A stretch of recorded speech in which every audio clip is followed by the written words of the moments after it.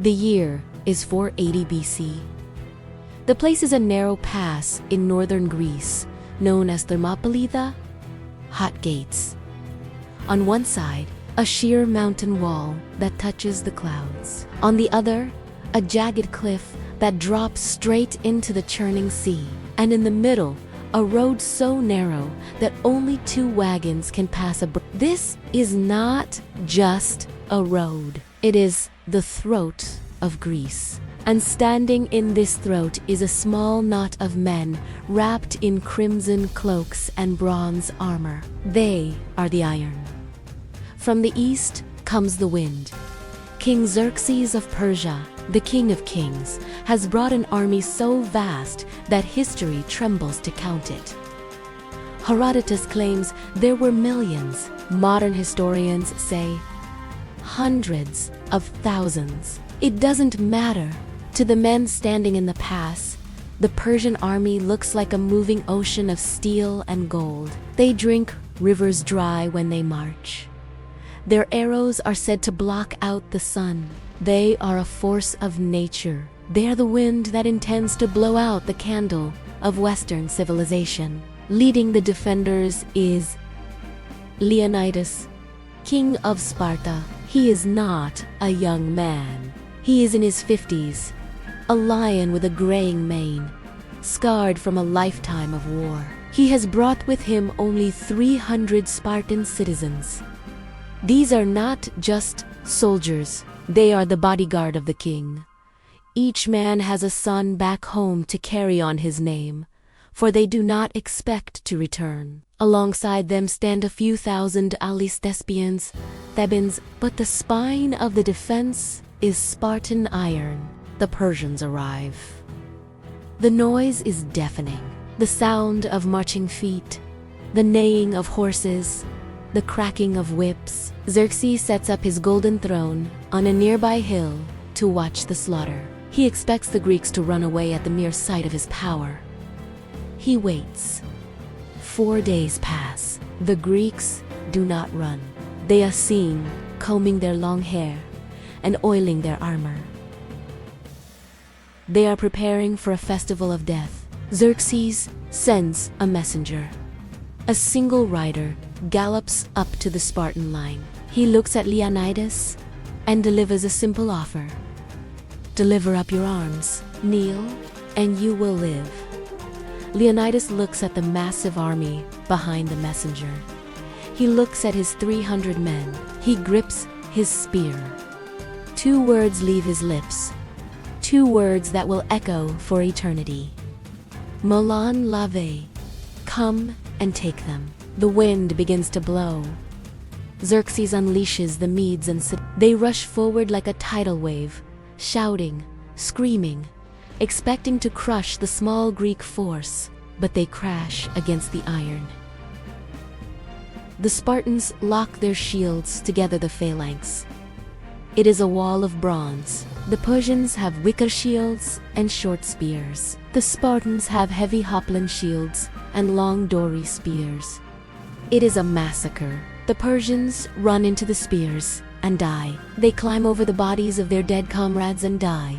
The Spartans push forward in perfect unison.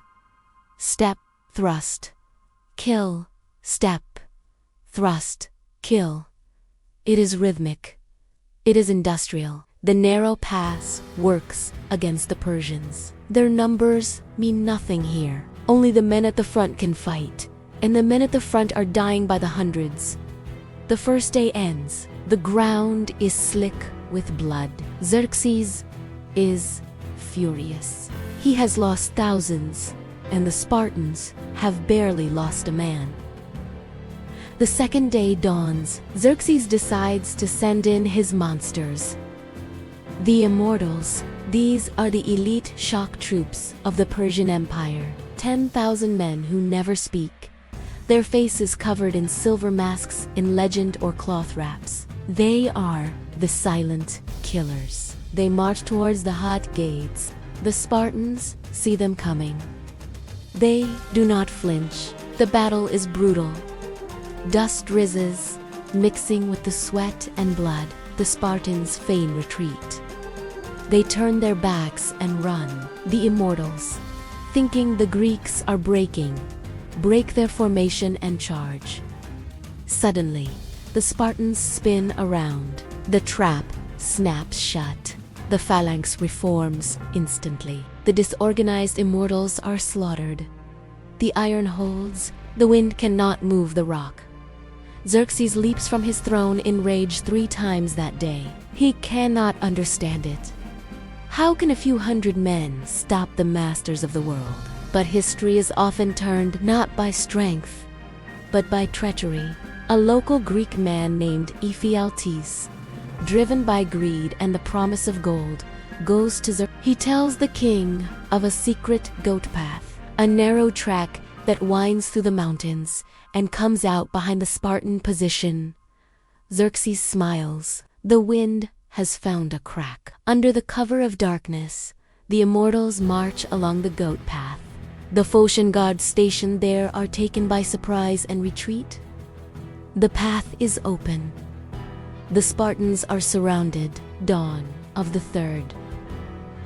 The scouts run down from the hills. They are behind us, they whisper.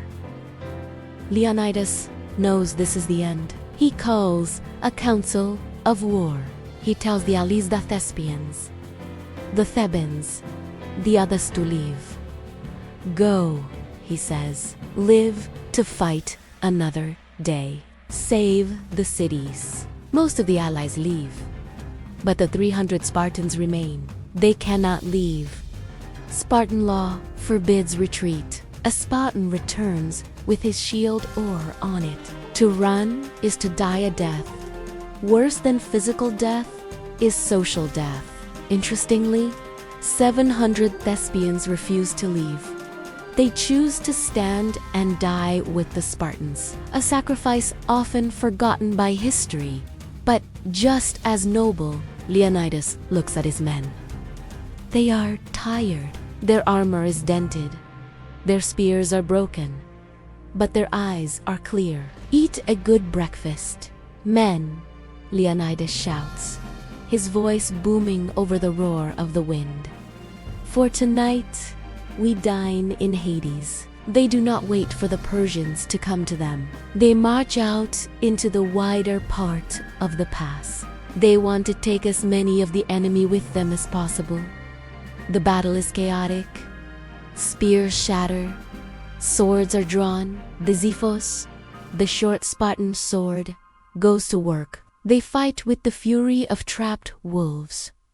Leonidas falls. The king is dead. A furious battle erupts over his body. The Spartans rush forward, pushing back the wave of Persians, dragging their king's body back to their line. They will not let him be not while one of them draws breath. But the end is inevitable. The Persians are behind them now. The Spartans retreat to a small hillock. They form a circle of iron. They have no spears left. They fight with broken swords. They fight with rocks. They fight with their hands and their teeth. Xerxes, afraid to send his men in close against these demons, orders his archers forward. Fire. The sky turns black. Thousands of arrows rain down. One by one, the iron breaks. The last Spartan falls. The silence returns to Thermopylae. The battle is over. The Persians have won. They march on to burn Athens. But have they won? The delay at Thermopylae gave the Greek city-states time to prepare their navy. Later that year, at the Battle of Salamis, the Greek fleet would destroy the Persian navy. The sacrifice of the 300 was the spark that ignited the fire of resistance. On that hill today, there is a stone. It bears an inscription, a message from the dead to the living. Go tell the Spartans, stranger passing by, that here, obedient to their laws, we lie. The wind blew with all its might, but the iron, though broken, did not bend. The legend of the 300 proved that a free man, fighting for his home and his law is worth 100 slaves fighting for a tyrant. History tells us that empires rise and fall, kings live and die, stone crumbles to dust. But courage is the only thing that is immortal. The 300 are gone, but in the heart of every person who stands up against impossible odds, their spirit rises again, iron against the wind, and the iron remains. Thanks for watching. If you liked it, please like, comment, and subscribe. I'll see you in the next video. Bye!